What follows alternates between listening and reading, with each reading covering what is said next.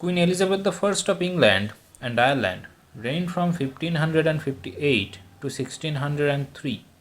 During that time, when Europeans were starting to break out of the cultural constraints imposed by the medieval church, great thinkers across Europe were courageously directing their eyes away from the face of God and turning them towards the mind, the form, and the ideas of human beings in a huge humanistic movement.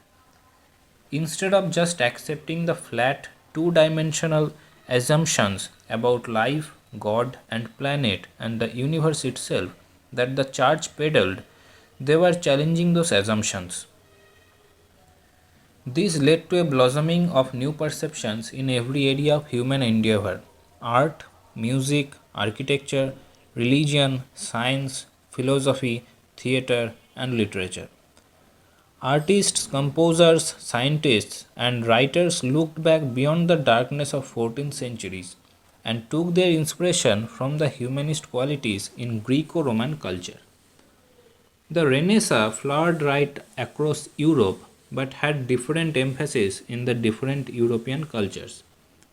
It was religion and philosophy in Germany, for example, art, architecture, and sculpture in Italy, and in England it was Elizabethan theatre drama. All through the Middle Ages, English drama had been religious and didactic.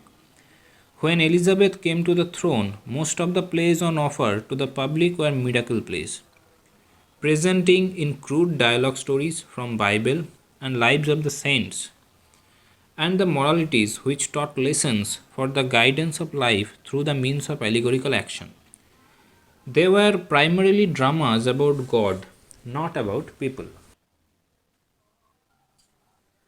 By the time Elizabeth's reign ended, there were over 20 theatres in London, all turning over several plays a week, plays that were secular in their nature and about people.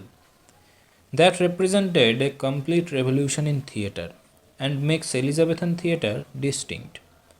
What changed at the time was that the theatre became a place where people went to see not dramatized lectures on good behavior, but a reflection of their own spirit and day to day interests.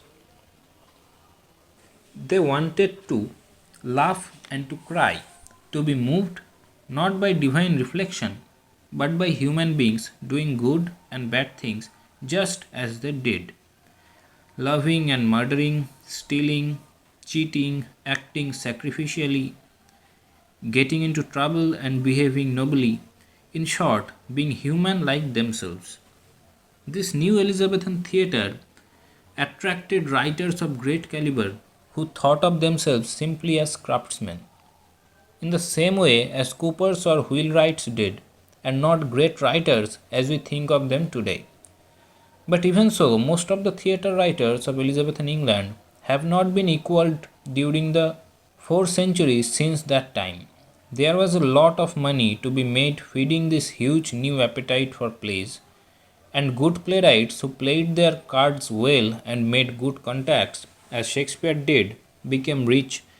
So, when we look back at Elizabethan drama from the 21st century, what do we see? We see, for the first time, stage presentations of the human experience. We see acts of great nobility by flawed heroes, a great theme of Greek tragedy perfected by Shakespeare in such plays as Hamlet, Macbeth, King Lear, etc. We see human beings at their meanest level. We see psychological studies of the human character, such as the psychopathic Iago in Othello. We see the exploration of the deepest human emotions, such as love in Romeo and Juliet and Antony and Cleopatra. Although most of the plays of the Elizabethan period have an underlying Christian assumption because of the culture of the time in which they were written, they are essentially humanist, in tune with the Renaissance spirit of the time. In Elizabethan drama, because it is about people rather than God, we see a lot of humor. Again, modeled on the Greek comedies, the humor is perfected by the likes of Shakespeare and Ben Jonson with their memorable comic characters and their satirical look at their own time, as well as light-hearted social comedies.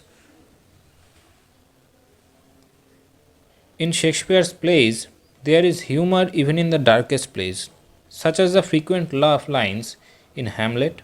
Shakespeare more or less invented a form of drama that mixed all genres so that his tragedies contain comic elements, his comedies tragic elements, and his histories contain both.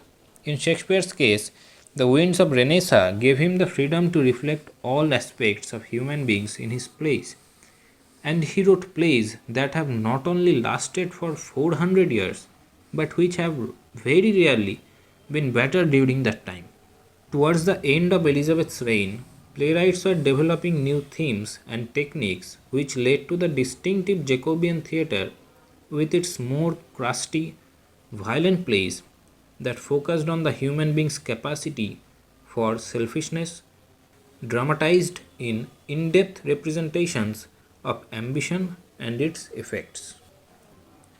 Important playwrights of this age are Christopher Marlowe, William Shakespeare, Ben Jonson, John Webster, Thomas Kidd, Thomas Taker, Robert Greene, John Marston, and so on.